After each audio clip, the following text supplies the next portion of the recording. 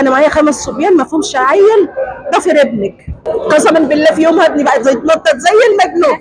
الناس استكترت فرحتي على نفسي اصلا، فرحتي، لان انا كنت عمري في حياتي ما بعيط، كنت بضحك يا رب في ام تقول اللي انا دقته، ويا رب ما حد يتوجع وجعتي غير اللي ظلمك يا ابني، يا رب غير اللي ظلمك يا ابني، حسبي الله ونعم الوكيل.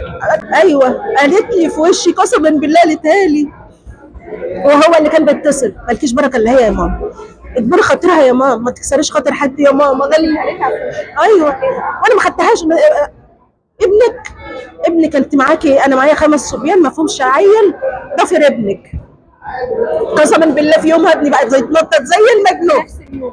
وطلع له خراج في زوره، قعدنا نجري بيه سنه، ابني ميت والخراج في زوره، ما كانش بياكل، ما كانش بيعرف يشرب ولا اي حاجه، الخراج طلع له في زوره، وعمل حادثه بالعربيه، عربيه اتقسمت نصين وهو طلع منها في يوم فرح اخوه. في ظل ان انت كنت بتعطفي عليه يعني عشان قريبتك. ايوه بقابلها يقول لي ما تكسريش خاطر حد يا ماما، وانا اصلا بطبيعتي ما بكسرش خاطر حد، بس هم كسروا خاطري، الكل كسر خاطري، الكل كسر خاطري وخاطر ابني.